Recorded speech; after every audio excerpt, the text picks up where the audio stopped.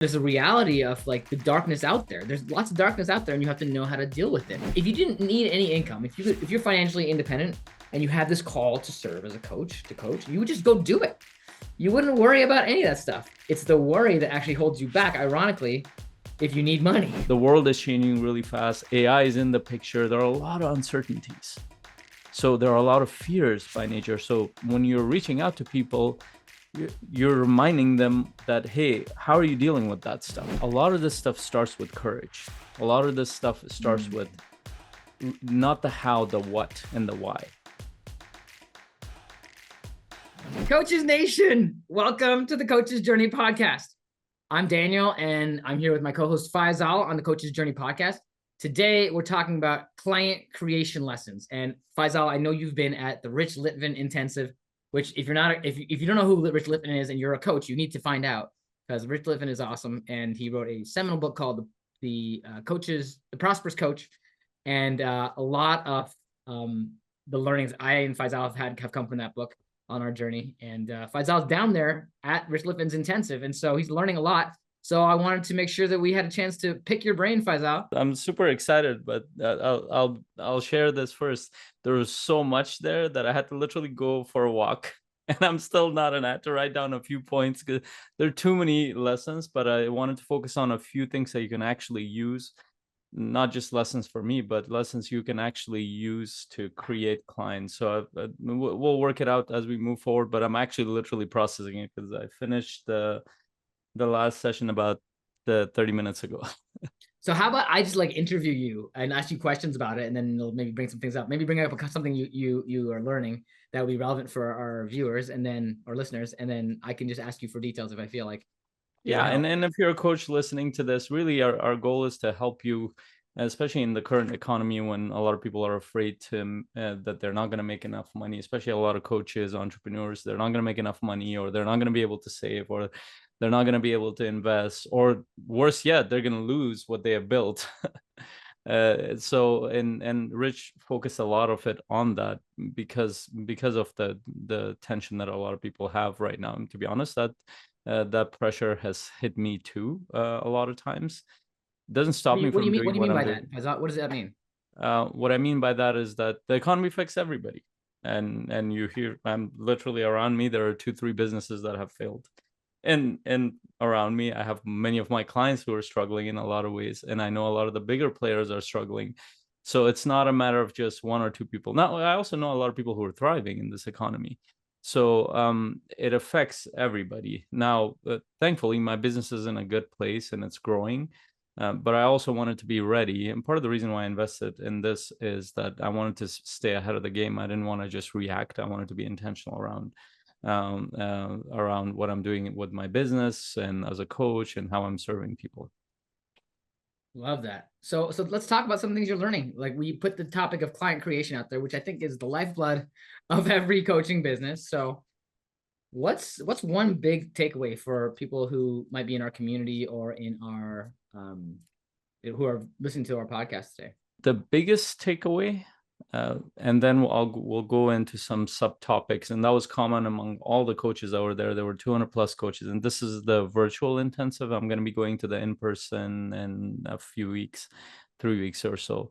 I think the biggest thing that Rich really pushed on is stop reacting. Pretty much everybody he hot seat coached, you could tell they're all kind of in a reactive mode. And the decisions are showing up like that. Their energy is like that because they're reacting to the bigger force, which is the economy. Can you give some examples of things like that are reacting that you saw? The example would be that somebody actually has, I mean, a few of the coaches that came on, they were being hot seat coached by Rich. They're fairly successful coaches, but you could tell their energy was very closed off. And a lot of what Rich did was got them to open up that energy. And as soon as he got them to open up, they started coming up with ideas. And more importantly, they started coming up with their next steps to go towards actually serving people. And that closed off energy was, a lot of it was related to they were disconnected from the bigger mission, bigger purpose. They're disconnected from a playful energy that allows them to be creative and actually reach out to people. And a lot of their thought process was, oh, well, a lot of people don't want to spend money. A lot of people are not investing; they're holding on, and so they're affected by that. So they're kind of projecting that process onto the client. And as soon as he would get them to open up, they would know their next step, and it was just a common pattern for the whole day. It's kind of what we do in coaching, really, is like helping people like not feel like resistant, but feel safe enough to open up and be creative, right? Yeah, and there was a powerful question that was asked, which I'll ask in a moment, which actually I didn't realize it hit me too. But before the question, just the thing I want to point out here is that we're not immune to the problems in the world. No coaches are immune, or the problems in our life, or all the effects of it on everybody. Because keep in mind, when we're in these kind of times, it doesn't just affect the bigger economy, it can affect businesses. But even if you don't know anybody who is a business owner, it affects jobs.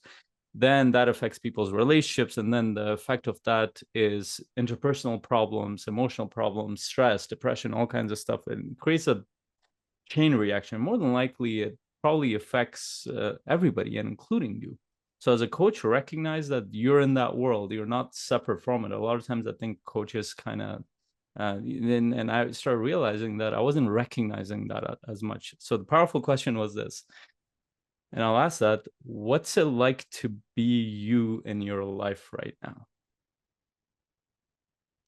What's it like to be you in your life right now? Think about that for a few seconds. What is the energy that comes up? What are the thoughts that come up? How would you answer that, Daniel? Yeah, I was just thinking whether I should answer it right now. I think I will answer it. What's it like to be me in my life right now? I actually think for the most part, it's a great feeling. Like I feel like a solid rock of energy for others in my life.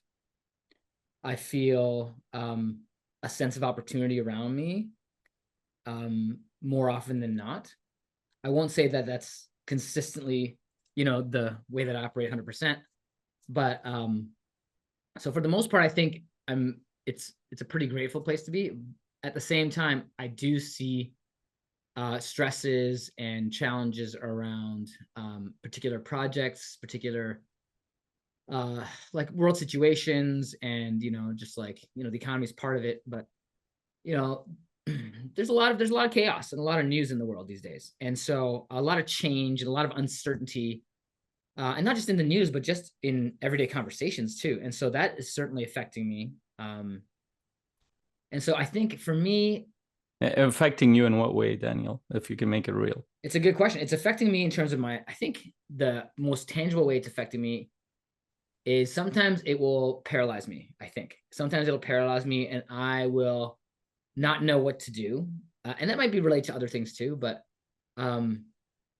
should I change direction? Should I continue the same direction? It makes me doubt my path and my strategy because I don't have as high clarity on that strategy as I would like to have. And part of that is because I'm being distracted by all the stuff that's going on. And the other piece of it is it depletes my energy.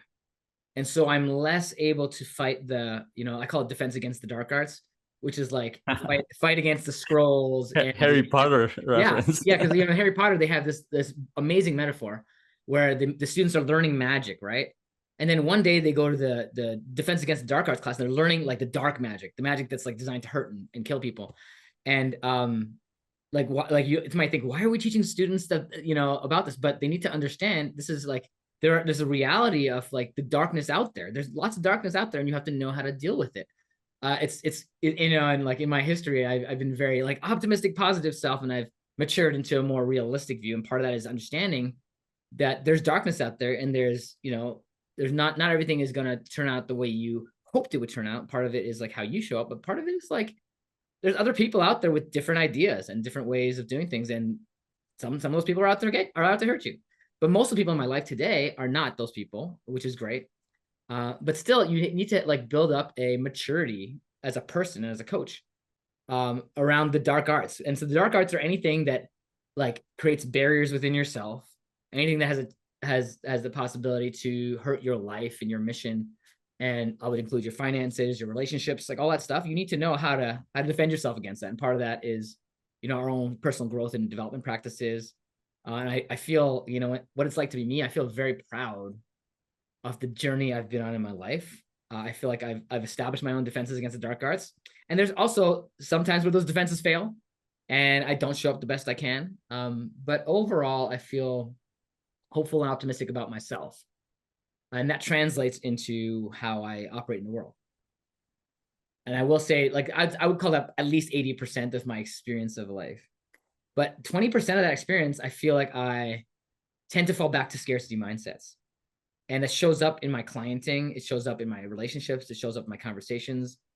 But I feel fortunate that I can still maintain 80% of my interactions at least in that space. Maybe higher than, maybe it's more like 90% now that I'm thinking about it. But there's still a significant amount of drain. And the drain is not just about the world and chaos. It's also about like things going on in my life, really hard things that are happening, right? And so, what is it like to be me? I would say it's great, and it could be better. Yeah. So I'll share when it just caught me by surprise because Rich asked that like to the whole group, and you could tell half the room was like in tears, and I could feel it tangibly. I'm like, holy shit, that just hit me. It was like one of those questions. And the reason why it hit me is that, I mean, as a coach, as a leader, and you even mentioned that I feel like the rock, like that's how I feel most of the time. But you're always showing up for others, right? And for me, to be honest, the past, yeah,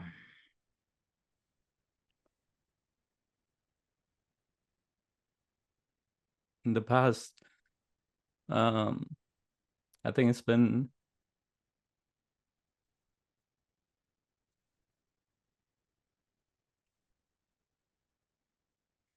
55 days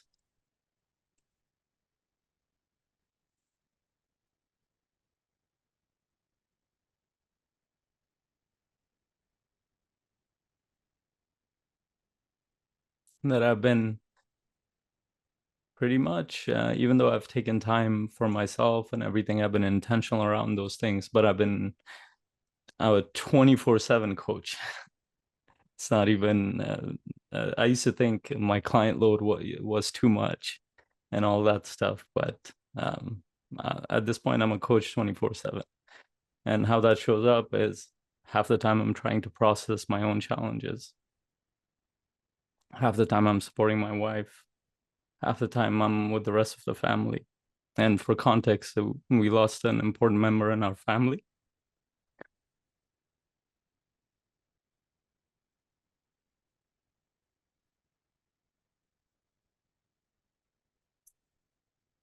And while I have some support, I'm like, I never thought I would have this kind of workload, which I don't look at it as work because I connect with my work. It's a part of my purpose. And I've been asking myself this question, is that why am I getting all this? Like, I feel like because I have been asking for it. And that phrase where when you ask God for something, God doesn't give you the solution, gives you the problem. And that's exactly what's been happening for the past 55 days for me.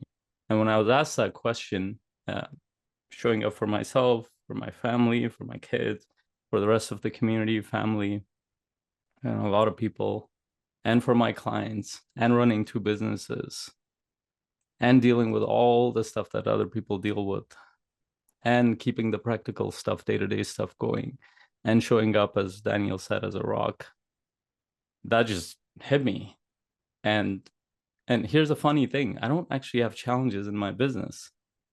It's like going, even despite all these challenges, it's moving forward. And I was just sitting there, I'm like, and when I was sitting in the intensive, I don't have most of the problems that most of these coaches do, but I feel like I'm called to do more, and I'm in the process of it. But I don't think I acknowledge that enough. The reason why I ask this question from everybody is that you're all dealing with something that you probably have not acknowledged, and I think that's one of the things that Rich did brilliantly was that he got every coach who came on the call, or every entrepreneur, he got them to acknowledge their state, or he acknowledged it for them. And almost every time after it, there was excitement, there was creativity, there was movement forward, and whatever they were stuck with, it kind of freed up. And I don't think coaches do that enough, or entrepreneurs in general, or leaders, however you want to label yourself. And I'd say that was my personal biggest insight, but I also know that to be true for my clients as well. A lot of my coaching clients, a lot of the leaders I work with. And I want you to ask yourself that question: what's it like to be you right now in your life? Or ask yourself, what's it like to be me right now? And really dig into there. Don't just stay at the surface. Look at every aspect of your life. And first of all, celebrate the fact that, just like Daniel said, be proud of what you're doing. Or celebrate what you're doing, because it's helping a lot of people. And despite all the challenges and stressors, you're able to move forward. You're able to connect and go ahead. And I'll speak shortly about how that relates to you getting clients. But what are your thoughts, Danny? Well, my first thought is I could acknowledge a lot more of the challenge that's going on in my life to myself, for sure. I started to a little bit in this conversation, but my second thought was about you personally. I think you have been a rock for CMC and for our partnership. And I know what's been going on behind the scenes for you, which is like insane level challenge. And it's like you alluded to this, the insane level challenge that you've asked for in a way because of your path, right? You're becoming a better human, better coach, better rock for everybody, right? And I think that's one of the missions of us as coaches, is to be able to be that source of light, of support, of help for those around us, especially our families. One of the reasons that I'm really proud of my growth as a coach is it means I can help my family better. I can help my wife or my parents or whomever in my family that, are going through hard times and challenges and difficult, complex emotional challenges. And the thing I was thinking about for you, Faisal, is like, even though you're like, you're almost like having a baby right now, and even though you've had a significant bereavement in your family, you've still been able to be there for the community at a really strong level. And I appreciate that tremendously. And I think it's good for people to notice, because it tells me, like, not only do you have a good defense against the dark arts, program within you already established, it also demonstrates your commitment to what you're doing. Because when people face these kinds of challenges in life, a lot of the things that don't matter just drop away because they're not as important, it. And so you have a much higher waterline. And the fact that you've been able to be there for your family and for CMC just demonstrates where your waterline's at. And I appreciate that about you. It's like Thank you. it kind of reinforces, it like validates like all the important things you're doing, to me anyway. And it's a huge compliment to you and your growth and ability to process so much at once. Yeah. Like, Yeah. it's And complex for you right now too. thank you. I really appreciate it. And for me, I feel like it's not the pain I've acknowledged, a lot of it I've processed. I feel the thing that hits me is the connection to the mission, to the purpose for me, that I have asked for this stuff, but I never really, when you're in the process, you don't really acknowledge it a lot of times. And what I want to connect this for most coaches, that when you don't acknowledge something that you need to feel, you need to connect with, you're not creating enough of an open space from an energetic point of view for you to create abundance, or for things to be allowed to come to you. Second, what Daniel, you even mentioned it, that when you were talking about it, that you freeze. A lot of us either freeze, or we react, or we get defensive, or whatever. However it shows up for us, those are fear responses. Those are physiological fear responses.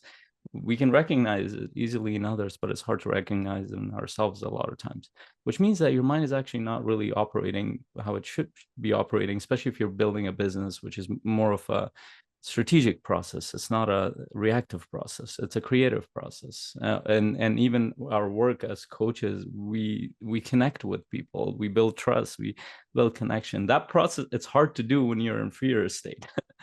Yeah. Fear. I feel like fear will always be present at every level as long as you're doing something important and difficult. So building a business at every level, there's always going to be some fears. But the fear response that you're talking about, Faisal, I think one way to notice your fears is to think about, and I recently started thinking about this for myself, like, what are the fear responses I'm doing right now? Right? I could tell you what they are. I know exactly what they are. Right? I will, instead of sitting down to get some work done or do some prioritizing or planning, I will go find a snack. I will go look at, a video I needed to watch, and then I'll go down a rabbit hole because it's a lot easier for the brain to process that fear response. Or I'll play a game of chess online. It's like my brain, like, even though I like the game of chess, I love playing chess. Sometimes it's actually a fear response to go do the thing that I'm comfortable with, that I know will take me away from this thing that I need to feel. And the thing I need to feel is the hard thing that I have to do. And it might not even be that hard, but it feels hard in the moment of just getting started, right? And everybody experiences it in a different way. Like, I have my own versions of this, and I've had different versions over the years and different habits or responses that I typically go to. So I would say, and this is good for your clients too, to pay attention to what happens when you get derailed. Like, you don't have to call it a fear response. The behaviors are like a flag for you to tell, for you to notice what happens when you're in the fear state. So if you're going doing these particular behaviors, those are like indicators. You're like, oh, that's the fear response. So what was I avoiding? What was I trying to get away from? And then you can maybe find a way out, because you're now bringing more awareness to the fact that you have a fear response potentially that's driving you away from the things that matter to you. And there's lots of pieces of that puzzle, but like that's an interesting way to look at, what are the behaviors you're engaging in? There's probably 4 or 5 of them, or maybe there's one giant pattern that affects like 100 different things you're doing. But the thing that feels easier, you can either retreat back to safety and comfort, or you can push forward into growth. And that's the difference. If you're pushing forward into growth, you won't be engaging in those fear response behaviors, because that's the retreat to comfort and safety. You'll be doing the things that you're doing. So, and I love that. And that's a process of awareness where you check in and see what's going on. We do that well with clients, but remember, as a coach, you're affected by that. And this is why you and Rich shared in the beginning, you need to have a coach.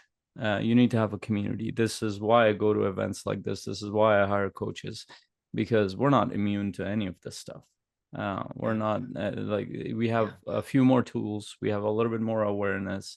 We might be able to have better perspective in some things. We might be able to get ourselves out of it a little bit better, but we can have blind spots. We might not even know we're going through stuff or struggling, whether it's in our business or personal life. So recognize that fact. I wanted to go into some key strategies you can think about. Let's get practical. Let's get strategic. Practical. This was an important foundation to step on. But and I want to draw something here. I won't do it on the board. I'll do it on paper. I love this drawing that Rich drew, which I loved. I never presented it like this. So if you can see this, for those who are listening to the podcast, go look at the video. Oh my goodness. Your camera's awesome. You might want to hide the picture of the statue. Put it over. No, I turned off that feature. Okay. Okay, great.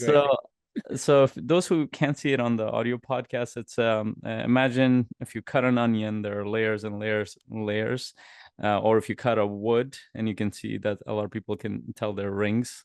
So the inside of that ring is you. This is where you are. And Rich drew this in response to one of the coaches who was seeking clients at a high level. She's like, I don't know anybody in California to reach out to. And he said, this is what most coaches do. They're in the middle of the circle, and they go, and I drew a line all the way from the middle to the outside of the circle. They go and start talking to people, and each circle represents somebody you know. The circle closest to you are the ones that you know well. They trust you, they connect with you. And then as the circle goes, the ring goes outside and outside and outside, you know them less and less. So most coaches, they go from where they are to all the way. They want to reach out to all these people on the outer circle. Also called cold outreach. Also called cold outreach, but I thought the visual was really powerful. And this is what we say to our clients, and even in our community.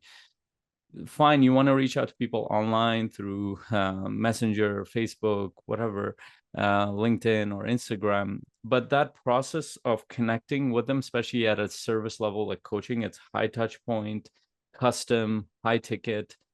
it's going to take a while for you to build that relationship with them. And I actually give them a timeline. If you do this consistently, it might even be 6 months to 1 year before you establish a bunch of relationships that will translate to clients. Now, for some, it might be sooner than later, depending on how much they understand marketing, sales, and all that stuff. But most coaches don't. So let's say 6 months to 1 year before you sign up clients, if you consistently showed up on one platform and learned it well and knew what your offer was, all the important pieces are in place. Or you can just reach out to the people closest to you and this is one of the points that I wanted to share, stop looking for clients, look for people you can serve. And start asking closest, telling people that, hey, this is what I got. This is the thing that I'm doing. This is my mission. This is my purpose. These are the people I want to serve. Do you know anybody that I can support in your circle? It might not even be the person in front of you who might be a friend or a coworker or whoever, but you have good relationship with them. Do you know anyone that I can serve who are dealing with these kind of challenges? And you can lay out what those challenges are. So as an example, if I'm reaching out to to the clients that are around me, which are usually entrepreneurs, let's say multifamily investors, if I reach out to them, which I'm planning to do tomorrow, I've blocked out 4 hours to send a video message, which was one of the challenges that Rich give, like send a video message, very custom message. If they're an old client, look at all their notes, look at their Facebook, look at all their LinkedIn, look at what they're up to, send a message and reach out to them and say, hey, we haven't talked for a while. I wanted to connect with you, and ideally get them on a call, or if you know them enough, send a bold offer. But let's say I don't know that person, I haven't talked to that person for a while. It's a friend or a colleague that I had known. Reach out to them with a video message or something that feels more intimate, with some specific things on your mind about supporting them or people around them, and get them on a call or making a bold offer. Hey, I'm trying to serve people who are, for example, people who are in the corporate world who might be struggling around fear of losing their job, or fear of not moving forward towards bigger projects, or fear of not performing well under the pressure of the current economy. Do you know anybody that I can support? But the key is, can you reach out to somebody not with the intention that that person is going to be my client, but with the intention that I get to serve this person or somebody around them, and you have their trust and connection already. I'll pause there. What are your thoughts about that, Danny? Oh, you're muted or I'm muted? No, I got muted. I'm good. I'm good. Okay. It's really hard for people to remember service when they're worried, for coaches to remember service when they're worried about clients and income. Yeah. Right. It's when you're in that scarcity space, when you're in that worry, you might be letting the economy talk to you. You might be letting chaos talk to you. You might be letting your personal problems talk to you. You might be letting all this, dark arts talk to you before you let the good stuff talk to you about your impact and your like your testimonials and all the things that, like, the reasons why you coach, right? Your mission. And so, I mean, in CMC's, we have a client challenge every week where our pro members come and get support on building their business and getting clients. But a lot of the times the challenge is actually they're prioritized, they're not intentionally, but they're prioritizing the messages from the dark side, the ones that are going to hold them back. And sometimes it's really a simple matter of just knowing that you're making a difference. And so, like today we were talking about like looking at your own testimonials or recordings to hear like the difference you're making for clients, and asking them in sessions, like, what kind of difference are you making? Like finding out from them so that you have something to listen to. So just to be reminded of your impact. And if you stay plugged into that, I would call that that's the defense against the dark arts right there. Stay plugged into the difference you can make and your ability and desire to serve. And if you're serving before you're hoping for income, serving leads to income. But you're like, it's aligned, right? Like you can, if you didn't need any income, if you're financially independent and you have this call to serve as a coach, you would just go do it. You wouldn't worry about any of that stuff. It's the worry that actually holds you back, ironically, if you need money, right? And so a lot of the time you let that money question, and it's usually not even necessarily as big a problem as you think, but you're putting all this money stuff or this other fears in the way if you actually making progress and following up with that person. And it's not even as conscious as that. It could be just like me, I might get paralyzed, and I might distract myself from the fear response that I'm having. I mean, the fear response if the fear reaction is to go distract myself, actually. But then I'm not doing the outreach. I'm not doing the follow-up. I'm not doing the things that I know are important because I'm stuck in that fear state. And so like, it all comes back to service. If you know, like I feel like 80, 90% of the time, I know I'm in my service mind. I'm always looking for where can I support people. And if people aren't interested, great, that's fine. I'm still looking to connect. I'm still looking to build up my network and to connect people and to be that person that people know is out to serve. And it takes a little longer, yeah. And it might, you might think you're wasting time serving people who might not buy from you. But if you know that you're making a difference to those people and you can feel that builds your confidence to be in that place where you're not going to have fear stop you. Because if I know if I just serve someone today, this morning, which I have, I'm much more likely, whether that person's a client or not, to go and try to serve the next person. But if I'm not in the game, if I haven't served somebody in a week or two, I'm like starting to think like, maybe this is not going to happen. I'm not going to do the thing. I'm not going to push myself, which is why it's so important every day that you're doing something that helps you grow your confidence and grow your service. And that's why service comes first. If you're focused on serving, you're going to keep on rising up the hill of confidence, which will help you build your business. Yeah. And that, to me, it's 3 points stand out there is that if you're struggling with money, and Steve Chandler says this, get a job, seriously. Yeah. Like, don't allow the pressure to cloud your judgment of actually serving people. Go get a job, or go the fastest way for you to make money, of course, legally, without harming anybody. And don't go out there and then call us like, well, I made money. What did you do?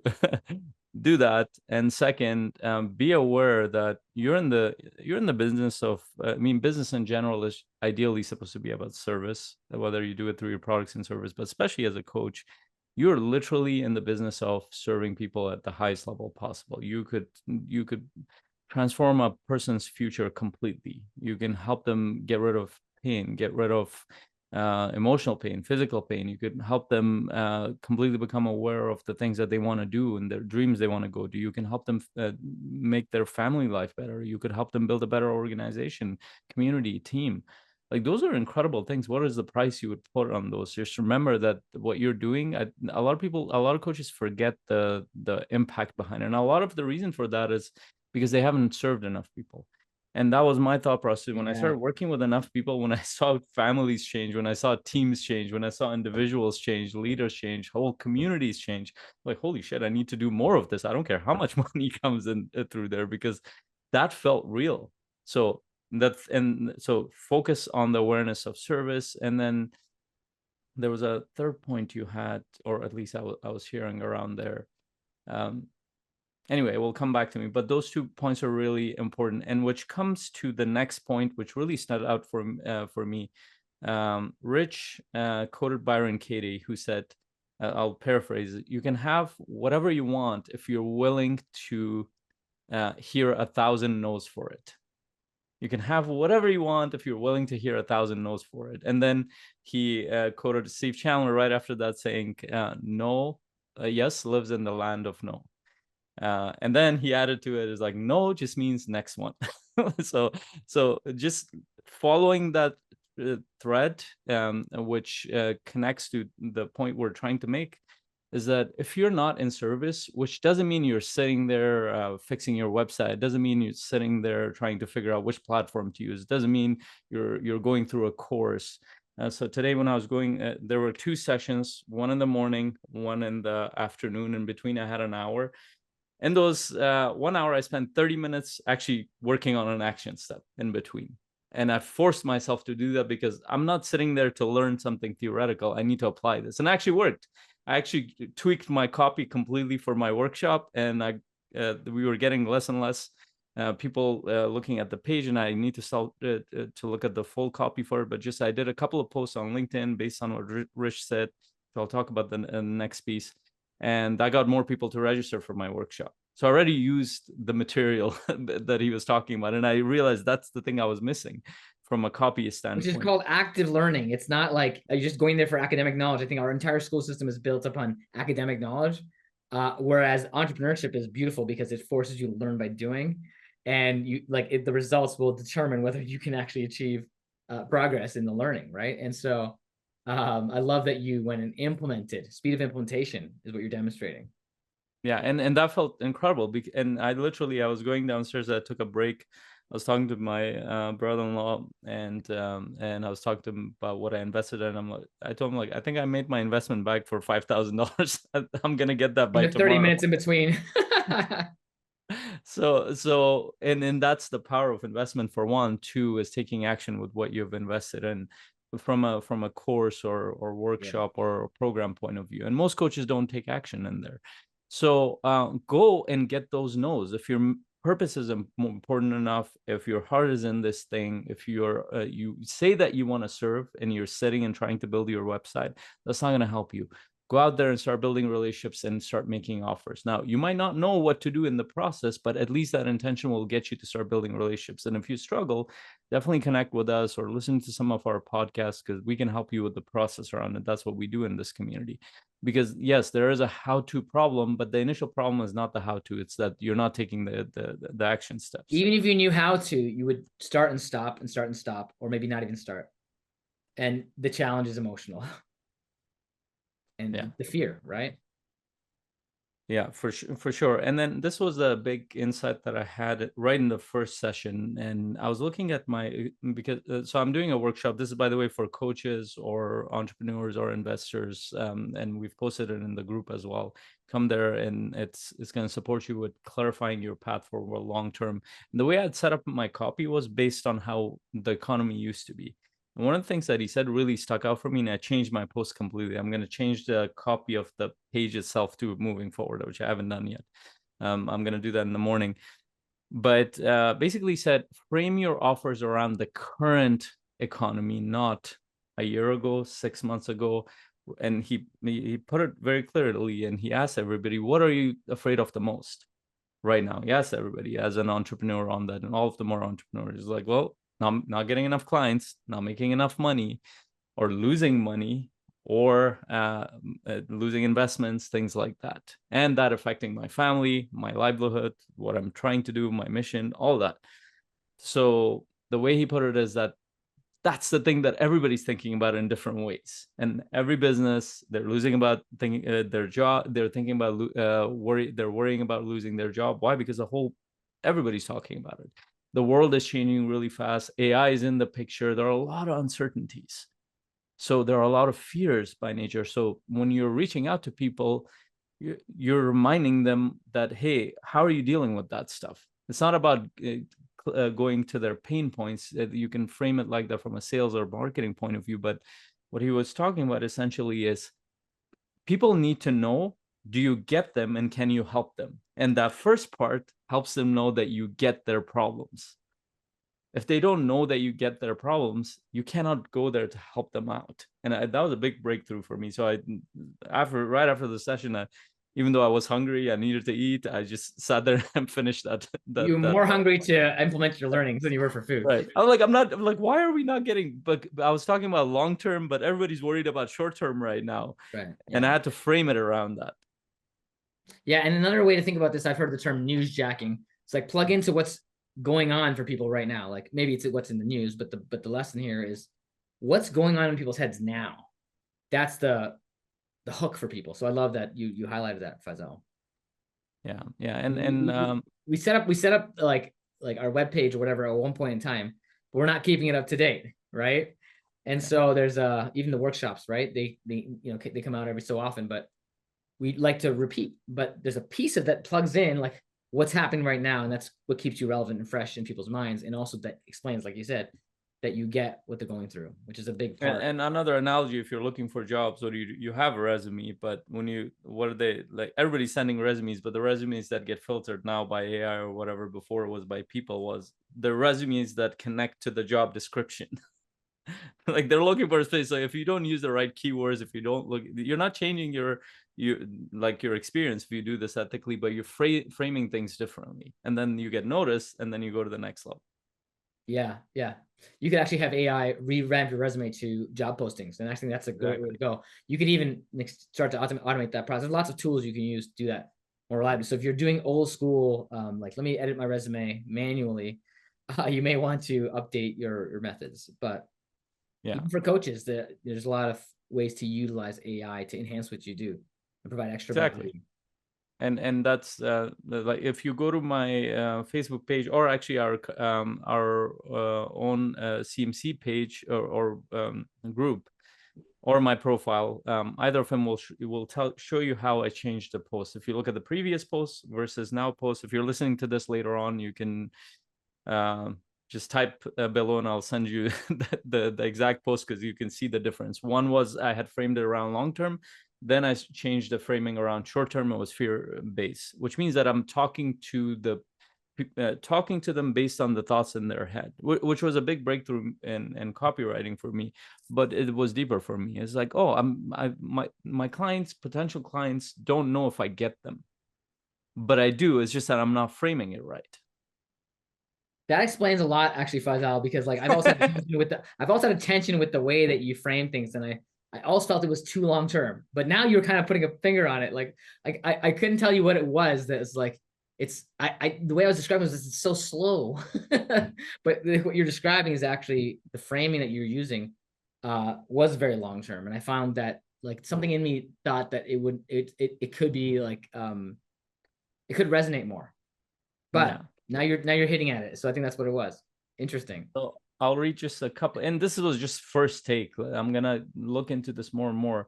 But let me read the LinkedIn, just a little bit of the LinkedIn post. I was just sharing my experience. Even as a high performing coach, I never stop learning. I don't just coach others. I invest in my own growth so I can serve at the highest level. So today's virtual intensive session reminded me of one thing: in uncertain times, clarity is currency.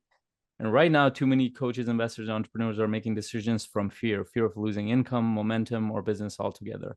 That's why I'm running a free vision building workshop on May 1st. Because without a long-term vision, you're not building a business, you're building a burnout cycle. In this free live interactive session, you'll get clear on your direction, uncover what's draining your energy and income, align your decisions with your future identity, build a strategy that outlasts any market shifts. Now, this was the first take. I haven't even fixed the like I had like 20 minutes. I needed to change this because I'm like, it makes no sense for me to put out. And if you go to my profile, you see the last one, it made no sense with the current thing, even though it's the same exact offer, but it's framed differently now.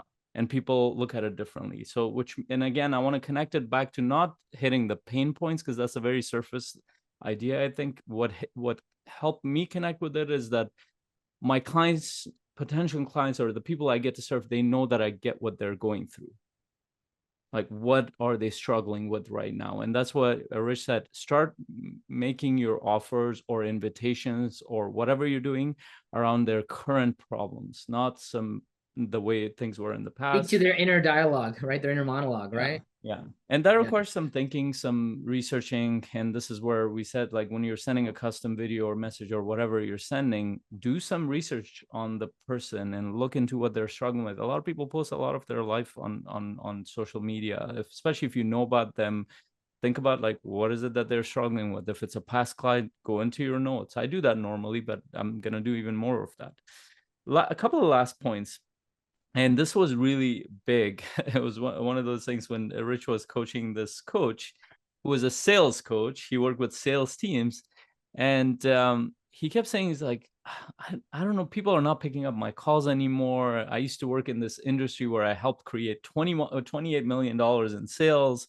And now when I call them, they're not picking up my call. And I think he read between the lines, Rich, and he figured out he was stuck with an identity and a title. And I'll shortcut it. It went on for a while, but basically at the end, Rich basically looked at him and said, "You're not allowed to use the word coach ever again. You're not a coach. You're a sales strategist." And if somebody asks, or if somebody tells you that, "Oh, are you a coach?" Like, yeah, some people call me a sales strategist. Some people call me a coach. Some people call me a consultant advisor. But what I really do is I help sales teams create millions of dollars in sales. Do you need help with that? He's like, even it hit Rich. It's like, and then he was supposed to be a master at sales, and then Rich at the end is like, "You're not the only master at sales," which was funny. Nice. That's good. I like that a lot. So, and the point here is, you don't need to be like him. That was an example, but a lot of coaches are really stuck with the title of I'm a coach, or I'm a high performance coach, or I'm a transformational coach, or ADHD coach, whatever kind of coach you are. Nobody cares about your process, your title, your identity. What they care about is what I said before. Do you get them, and can you help them? That is it. If you can serve somebody, if you can connect with them, if you can help them open up and share something, and then you actually help them with it, which means take them through your process and then make your offer. Yeah. And one of the greatest places you can do that is in your discovery session with them. So if you're just a coach and you don't have like a workshop or you don't have all this stuff, that's fine. You can actually have them come to your discovery call, and through your discovery call, demonstrate that you get them, demonstrate that you can serve them, demonstrate that they can get clarity, right? And they can take action in that discovery call. And we actually have a masterclass on how to do a discovery call to achieve all those things and more, right? And so if you want that, just reply to us and let us know. We can help you figure out the discovery call process. And so like part of the challenge is like it's easy to overcomplicate it, especially at the early stages. Like just serve, get people on calls so you can serve them. That's the point, right? And then make sure they know that you get them, make sure that you can serve them powerfully and help them, and make sure they understand that, and make sure they like connect you with the thing that they're trying to achieve, because you're going to be able to help them do those things way faster and better. So like that's just called serving. And if they don't sign up with you, that's fine. As long as you're reaching out to lots of people, as long as you're connecting and serving lots of people, somebody is going to let you serve them for money, right? Yeah. But you have to stay in the game and do enough of it to have that confidence, right? Yeah. And you might be thinking, and I know we're speaking at a very high level, and some of you, if you're listening to this, if you haven't been in the coaching game or business, or you haven't been doing this long, you're like, what the hell is going on? I don't even know how to connect the dots. And that might be true. Or you might be listening to this like, I'm missing this piece, or I'm not doing this thing. Great. But the reason why we're speaking at a high level is that a lot of this stuff starts with courage. A lot of this stuff starts with not the how, the what, and the why. And if it, as a one of the things that you can filter for when your clients are, for example, talking to you, or anybody around you that's struggling, well, I don't know how to do that, I don't know. We live in a world where there are more hows than you can find out how about. You will not have a problem finding out how. Most people are not clear about what they want, and they don't know the reason behind it, so they're not moving forward, or something is keeping them stuck from that deeper why. It's And the your what job, do you want, why do you want it, before you figure out how am I going to get it. yeah. So we're trying to get you to think about the what. Are you really acknowledging the things is from the beginning that we've talked about? Are you acknowledging the challenges that you're going through, the things that you're processing? Because there's probably a lot. Second, what is your mission? What is your purpose here? What are you trying to do as a coach? Go back to that origin. Why did you start this out of 100 million things? If the decision was because, oh, it's easy to be a coach, please stop right now, because it's not. It will not be. It's It's so hard easy to be a coach that everybody can be a coach. and that's the challenge. A lot of coaches go out in the world and then they get anxiety because they see everyone is a coach apparently these days. That wasn't the case 10 years ago, but now everybody is a coach. Not everybody, but a lot. Once you declare that you're a coach, you'll meet a lot of coaches. Doesn't mean all of them are actually coaches. It's just the title. And we've talked about this to depth in the past episode, so I won't even go into that. So you need to connect back with that purpose of what it is that you are doing and why, and then start the process. Start reaching out to people. If you don't have a clear offer, I don't care, to be honest. Go and start talking to people and say, this is what I have and I want to serve you. You don't need to be fully clear about your offer. You just say, these are the kind of people I want to serve. Do you know anybody? Get in the conversation. And then there will be a lot of pieces missing. That's where we can support you in. You don't have to come to us. Go look for any other communities, but we feel like we can serve you a lot, because we actually have coaches that are making money in this economy, that are moving forward, that are getting clients, that feel motivated, that feel connected to their purpose, to what they're trying to do. They're not stuck in inaction like they would in other communities. And we're pushing them to move forward. And so if you're struggling with all that, you're struggling with the details and you're struggling with the feedback, which you will need a lot of that, reach out to us and we can help you. Whether you go to school, what is it, school? cmc.coach is our you just go there, and right now if you go there, you'll be able to join our Facebook group, and then you can message us directly, and we can get back to you and we can maybe set up a call with you. Just go to cmc.coach, join our Facebook group and participate, and just message us, or reply to this wherever you're viewing this podcast, if it's on Spotify or Apple or YouTube or whatever. Just reply to us and we will get back to you, or you can send us a message on Facebook. That's fine. We'd love to, if you're a coach and you have a heart of service and you want to figure out how to make this sustainable for your future and build your business and, get clients and income, of course, too, but you want to make a difference. Like, that's the kind of people that we have in CMC in our community. And we want to help coaches like that. So go to cmc.coach and let us know. We'll help you. Yeah, and make sure you like and share this video if you're seeing it anywhere, or the audio, and there might be a coach around you that might be struggling and they don't know how to move forward. And before you know it, they're investing thousands of dollars in a program that doesn't do anything for them. We will look forward to seeing you in our community, whether it's a free community or one of our channels. But I hope this served you. Please share your insights below so we can learn from what you learned. All right. Thanks, Faisal, for sharing your lessons, and we'll talk to you all later. Take care. Bye.